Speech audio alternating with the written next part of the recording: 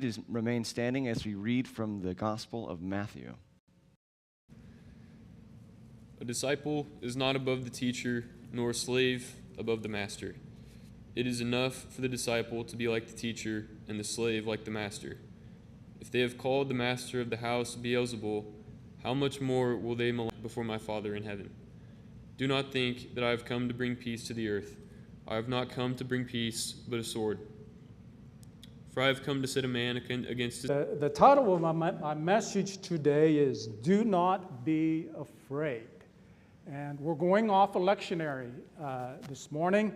The lectionary text for today is out of John, but I've just been having some things happening in my life, and I knew that I needed to talk on fear.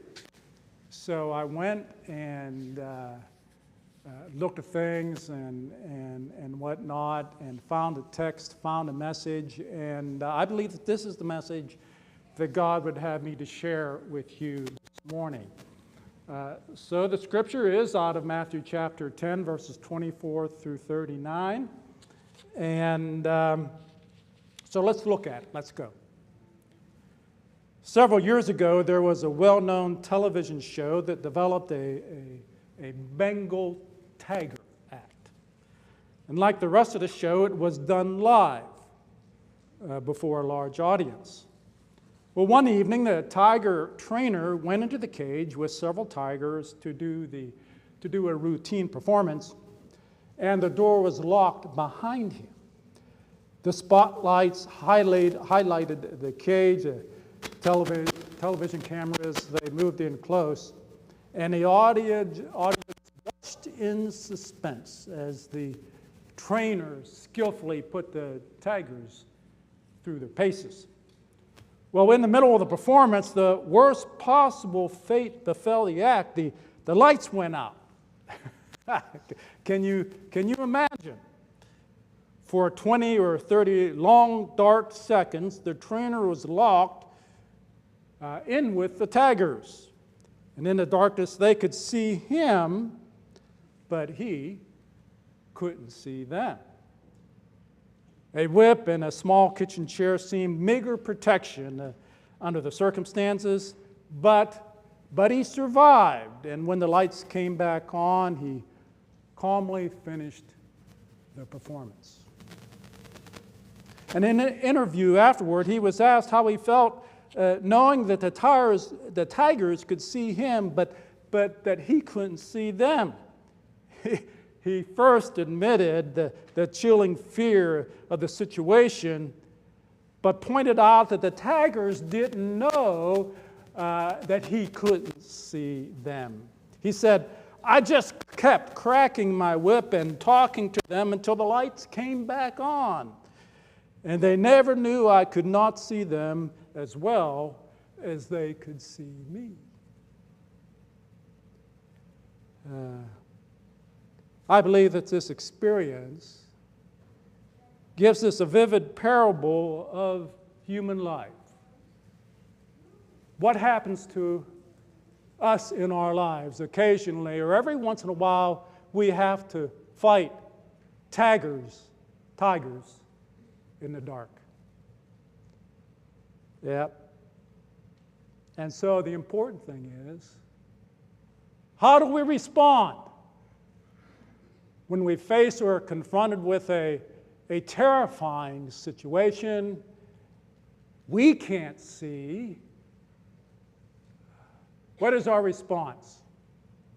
Well, in our lesson, Jesus tells us that we must be ready to face trouble in this world. There will come a time, each and every one of us, at some point, I don't care your age, each of us, every one of us in this room this morning, we are going to have to face a tiger in the dark.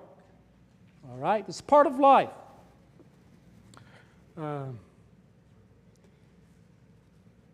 It makes no difference. At all times and in all places, Jesus tells us there in verse 38 of our passage, we're going to need to carry a cross. at some unexpected time and at some unexpected place, we're going to be asked to take up a cross. We will encounter a cross.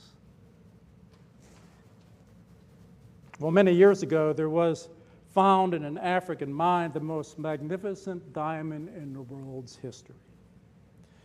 It was presented to the King of England to blaze in his crown of state.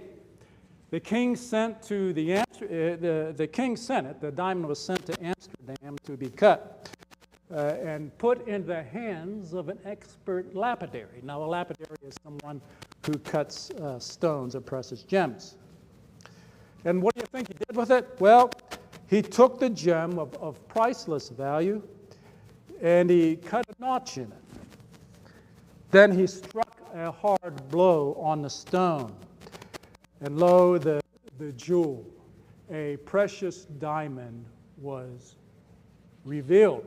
Was his act, was it reckless? Was it wasteful? Not at all. For days and for weeks, that blow had been studied and planned. Drawings and models had been made of the gem. Its quality, its defects, its line of cleavage had all been studied with the minutest care. The man to whom it was committed was one of the most skilled lapidaries in the world. Was the blow a mistake? No.